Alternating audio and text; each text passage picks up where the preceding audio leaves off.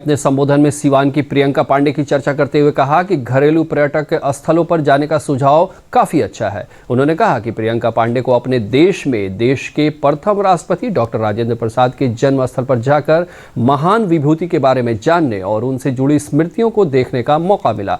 प्रधानमंत्री ने मुंगेर जिले के जयराम विप्लव की चर्चा करते हुए कहा कि 15 फरवरी 1932 में जिले के तारापुर में स्वतंत्रता की खातिर इस क्षेत्र के लोगों ने अपनी जान की बाजी लगा दी थी। ढेर सारे पत्र मिलते हैं, नमो ऐप और माय गॉव पर आपके मैसेजेस, फोन कॉल्स के माध्यम से आपकी बातें जानने का अवसर मिलता है। इन्हीं संदेशों में एक ऐसा भी संदेश है जिसने मेरा ध्यान खींचा। ये संदेश है बहन प्रियंका पांडे जी का। 23 साल की बेटी प्रियंका जी हिंदी साहित्य की विद्यार्थिनी है और बिहार के सिवान में रहती है। प्रियंका जी ने नमो ऐप पर लिखा है कि वो देश के 15 घरेलू पर्यटन स्थलों पर जाने के मेरे सुझाव से बहुत प्रेरित हुई थी। इसलिए 1 जनवरी को वो एक जगह के लिए निकली जो बहुत खास थी।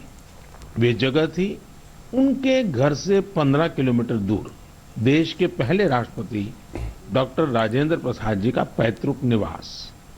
प्रियंका जी ने बड़ी सुंदर बात लिखी है कि अपने देश की महान विभूतियों को जानने की दिशा में उनका ये पहला कदम था। प्रियंका जी को वहां डॉक्टर राजेंद्र प्रसाद जी द्वारा लिखी गई पुस्तकें मिली, अनेक ऐतिहासिक तस्वीरें मिली। वाकई प्रियंका जी, आपका यह अनुभव दूसरों को भी प्रेरित करेगा। हम आजादी के आंदोलन और बिहार की बात कर रहे हैं। मैं नमो ऐप पर ही की गई एक और टिप्पणी की भी चर्चा करना चाहूंगा। मुंगेर के रहने वाले जयराम विप्लव जी ने मुझे तारापुर शहीद दिवस के बारे में लिखा है। 15 फरवरी 1932 को देशभक्तों की एक टोली के कई वीर नौजवानों की अंग्रेजों ने बड़ी ही निर्ममता से हत्या कर दी थी। उनका एकमात्र अपराध यह था कि वे वंदे मातरम और भारत मां की जय के नारे लगा रहे थे। मैं उन शहीदों को नमन करता हूं और उनके साहस का श्रद्धापूर्वक स्मरण करता हूं।